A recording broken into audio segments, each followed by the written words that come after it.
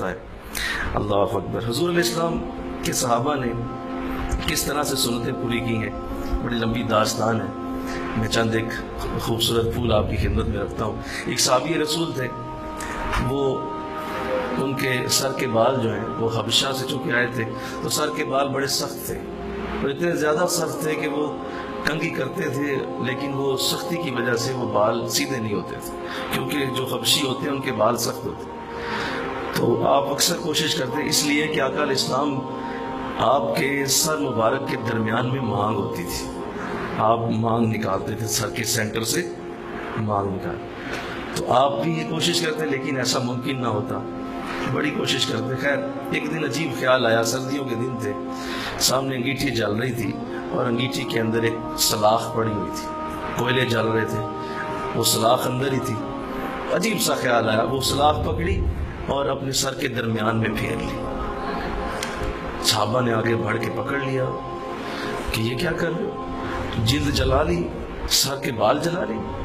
کہا کچھ نہیں، مجھے کچھ نہیں ہوا، ٹھیک ہوں۔ پٹی وغیرہ کر دی گئی، جب پٹی کھولی تو درمیان سے مانگ نکلی ہوئی تھی،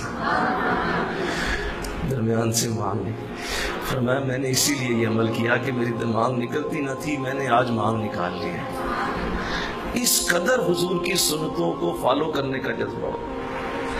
اللہ، ایک صحابی سفر میں ہیں، راستے میں جا رہے کہ راستے میں اپنے ساتھی سے کہا یار ٹھہرو ذرا، رکو۔ رکے، سامنے ایک درخت تھا، اس درخت کی چھاؤں میں کچھ وقت 2 منٹ بیٹھے اور اٹھ کے پھر واپس آ گئے۔ تو وہ صحابی کہنے لگے کہ آپ نے یہ عجیب عمل کیا، وہاں ویسے ہی بیٹھ کے واپس آ گئے ہو، کیا وجہ ہوئی؟ فرمایا میں حضور کے ساتھ اسی راستے سے گزرا تھا، تو ایک دن حضور میرے ساتھ اسی راستے سے گزر رہے تھے، تو یہاں اس درخت کے چھاؤں میں نے حضور کے ساتھ بیٹھنے کی سعادت حاصل کی۔ حضور یہیں بیٹھے تھے تو میرا جی چاہا میں آج حضور کی وہ سنت ادا کروں کہ حضور یہاں پہ جو گزرتے ہوئے سنتیں ادا کر جائیں۔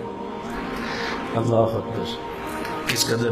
حضرت حذیفہ رضی اللہ تعالیٰ عنہ، آپ کسی جگہ مہمان گئے ہوئے تھے، تو آپ لقمہ اٹھانے لگے تو اتفاق سے وہ سالن زیادہ تھا تو لقمہ ہاتھ سے گر گیا، نیچے گر گیا۔ اب وہ مہمان سارے بیٹھے ہوئے ہیں، کھانا کھا رہے ہیں، معززین ہیں، علاقے کے سردار ہیں، تو آپ نے جو ہے وہ لقمہ اٹھا کے تو اس کو دوبارہ سے کھا لیا، استعمال کر لیا۔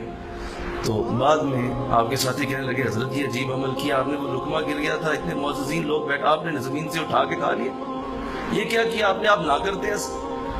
حضرت حذیفہ رضی اللہ تعالیٰ عنہ، آپ کے چہرے پہ جلال آ گیا، آپ نے فرمایا کہ میں ان بے وقوفوں کی وجہ سے حضور کی سنت چھوڑ دیتا؟